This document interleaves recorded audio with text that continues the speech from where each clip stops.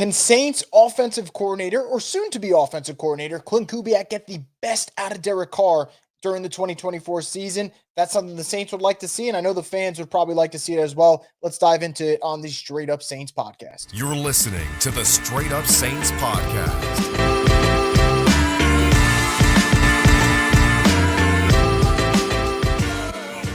What is up, Who Dat Nation? Welcome back inside another edition of the Straight Up Saints podcast. I'm your host, Chris Rosvogel, and as always, we're brought to you by Scott Fickner. Injury lawyers, if you've been injured any kind of accident, car, truck, 18-wheeler, hurt offshore, Scott Fickner handles it all. You give him a call at 504-500-1111 for a free consultation. They'll always fight for the win. So the Saints are expected to hire Klint Kubiak. That's not really a shock at this point. It was reported last week. That seemed to be one of the popular candidates. Some of people kind of wondered, would they be able to land him? Though it's not official yet, it seems like that's going to happen, which is a huge win for the Saints, and I discussed it in a previous video. So, assuming this deal gets done, and Klint Kubiak is the official offensive coordinator of the New Orleans Saints, one of the main priorities, as it would be regardless of who the OC pick would have been, is can you get the best out of Derek Carr? The Saints invested a lot of money in Derek Carr. They're expected to restructure his contract, which means they're going to be tied to Derek Carr for at least 2 more seasons. You got to get the best out of your quarterback because the last thing you want is for Derek Carr to be expensive and not good. If he is $40 million, which honestly in today's QB market isn't really that expensive, if I'm being quite honest, and playing good football, then the Saints are going to feel like, you know what, we got a pretty good deal on their hand, but you got to see if you have the right coordinator in there to get the job done. So why do I feel like there is some optimism that Klint Kubiak could get some good production out of Derek Carr? There's some things that I want to look at. And the first thing that I want to bring up is what Klint Kubiak did in Minnesota. Now, in 2021, he was their offensive coordinator, and the Vikings didn't have a lot of team success. They missed the playoffs. That team was flawed. So, yeah, I'm not going to look at that time and say, wow, Klint Kubiak was a smashing success in Minnesota. But Kirk Cousins played well under him. 33 touchdowns, 7 interceptions, over 4,500 passing yards in Minnesota with Kubiak as his OC. Now, I know Kirk Cousins is a good quarterback. I think he's better than Derek Carr, although I don't think the gap is humongous. I think Kirk Cousins is a more consistent quarterback than Derek Carr, although I think Carr is more talented, if that makes sense. So that's 2021. Kubiak gets good production out of Cousins, even though the team struggled. 2023, Kubiak is the passing game coordinator for the 49ers. So no, he's not calling the shots. That's Kyle Shanahan. He's not running everything. That's Kyle Shanahan. But he is the passing game coordinator. And as the passing game coordinator, you got to make sure that part of your offense has the right concepts, has the right plan. And boy, has he done a great job of that this year. And you could see it from the way Brock Purdy's played. He's an MVP finalist. And you don't have to like Brock Purdy. You could say whatever you want about the guy, even though I think he gets disrespected. Brock Purdy had over 4,200 passing yards, 31 touchdowns, and 11 interceptions. And mind you, Brock Purdy didn't play the final game of the season, and 4 of those 11 interceptions came in one game. I'm not saying you could just eliminate the Ravens game, but outside of that one game, he had 7 picks the whole year in that system with Kubiak as the pass game coordinator. So I've seen Kirk Cousins have success. I've seen Brock Purdy have success. And those quarterbacks aren't vastly different from Derek Carr. Now, I think Purdy's more mobile, but out of those 3 quarterbacks, Derek Carr's got the best arm. He's not the most consistent. He's not the best leader. So that's where there are issues. And I do think that is a problem. But Derek Carr out of the 3 is the most talented. So it's not like Kubiak's going to come in and say, I can't work with this guy. Because you worked with Cousins, you worked with Brock Purdy. So those are 2 good examples. Now, I can't ignore that Kubiak was with the Broncos in 2022 and Denver stunk. But I think to bring that up would also be a little unfair considering the Broncos were a mess from top to bottom last year. And I don't think the Broncos and Russell Wilson and Nate Hackett stunk because of Kubiak. I think that Hackett was a terrible head coach who didn't deserve the job in the first place. And the only reason got it was because the Broncos convinced themselves, we hire Hackett, maybe we could trade for Aaron Rodgers.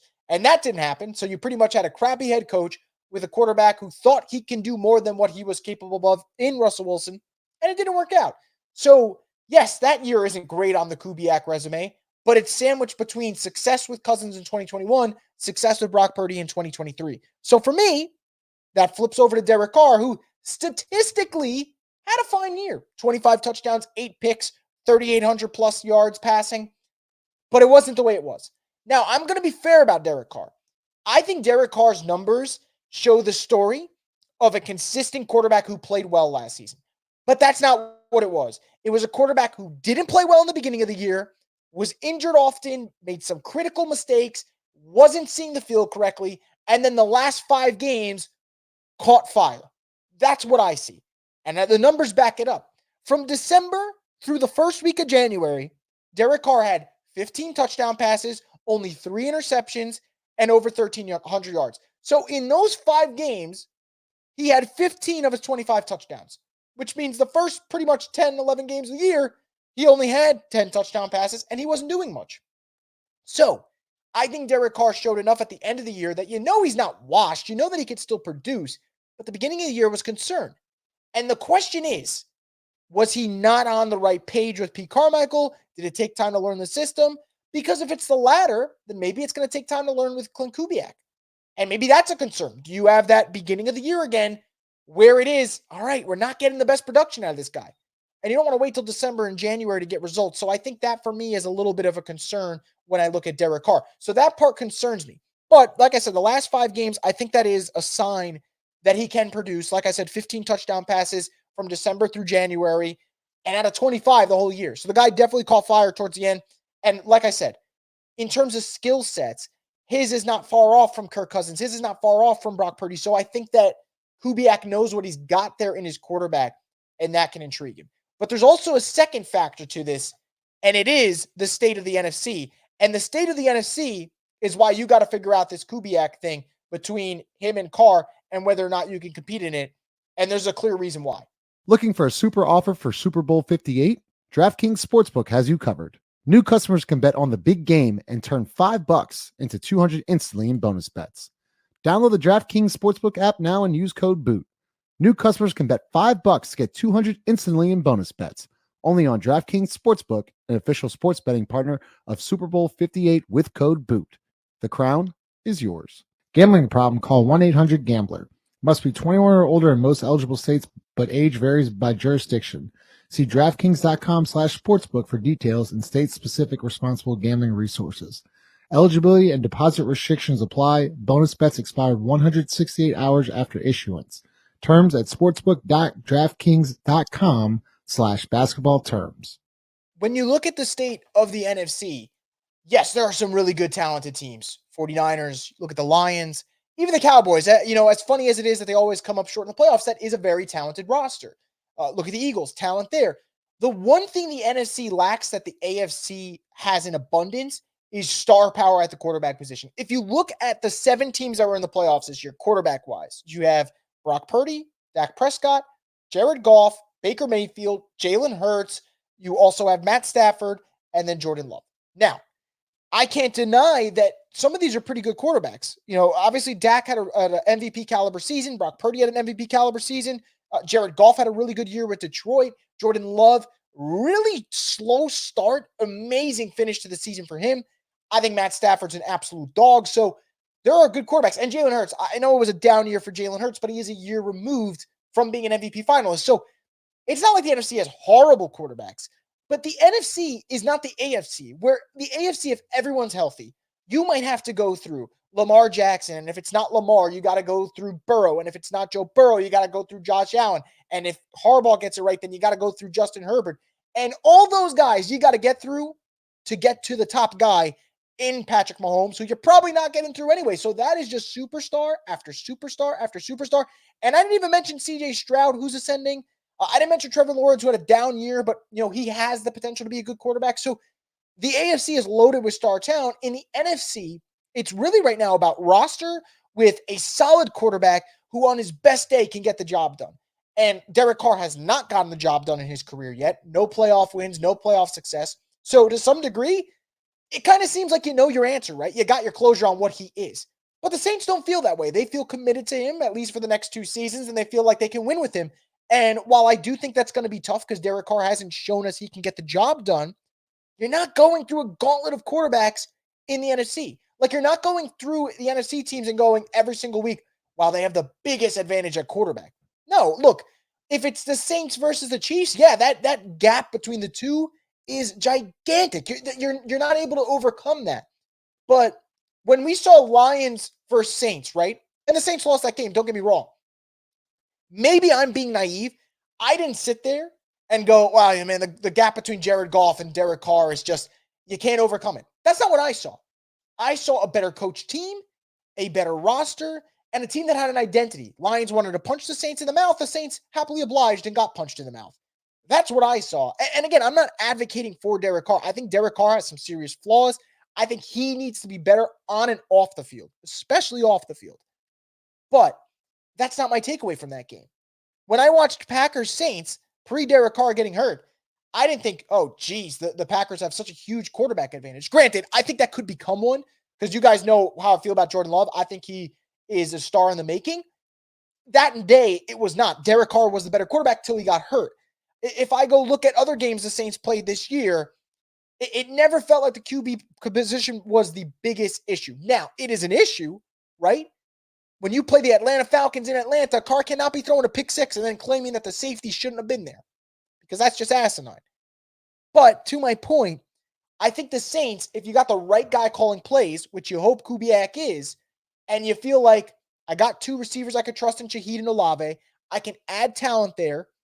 You're probably still going to have Alvin, although I think Alvin isn't what he once was, but he's still a good offensive player.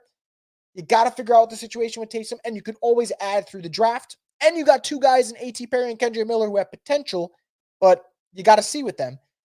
I think it's going to be interesting to see how this all unfolds. But my whole point is, with Kubiak, with Carr, if they can make it work, and if Kubiak can get the best out of Derek Carr, whether people like it or not, because I know a lot of people are ready for the Dennis Allen era to end, and I don't blame them at all. I understand that fully. I think if those two can get on the same page, the Saints can be interesting. Not great, not Super Bowl caliber, interesting. And I think the example you're looking at is Tampa Bay. Because you saw Baker Mayfield, Dave Canales on the same page. You saw the results. Baker had the best year of his career. Tampa Bay made the playoffs and won a playoff game. And now I don't think the goal for any team should be strictly get in the playoffs, maybe win a game, great season. The goal should be Super Bowl. But let's be realistic. If next year the Saints make the playoffs and win a playoff game and get bounced in the divisional round, considering what they've been through the last 3 years, that actually is a good season for the franchise. So you got to take everything with context, in stride, pay attention to what they've been, what they haven't been. That's the blueprint. That's the example. So you're hoping Kubiak and Carr can hit it off the way Canales and Baker did, and we saw the success there. The Bucs were a playoff team, granted, same record as the Saints, but their OC and their QB, they got the best out of each other. Pete Carmichael and Derek Carr did not get the best out of each other. And if Kubiak and Carr can't do that, I think more so you get your answer on Carr than you would Kubiak, because I think Carr, that'd be two offensive coordinators in a row that it didn't work with, and he'd be the common denominator. But at least you get some type of closure if you're the New Orleans Saints. So I think this is going to be a fascinating duo to see how this unfolds, and I can't wait to see it. So that's going to wrap it up, guys, for this edition of the Straight Up Saints podcast. As always, though, let me know what you think in the comment section below. Do you think Klint Kubiak as the OC for the Saints can help them out? Can he get Derek Carr to play his best football or close to what we've seen from his best football? If you think so, let me know why in the comment section below, or let me know if you're optimistic. On the flip side, if you feel like, man, Chris, I don't think it's going to happen, I'd love to know your explanation. Why? Is it more of a Derek Carr problem? Or maybe are you not in on Klint Kubiak? I'd love to know your thoughts, so leave them in the comment section below. That's going to wrap it up, guys. Make sure to subscribe to Boo Crew Media so you get more videos like this from the Straight Up Saints podcast, the destination for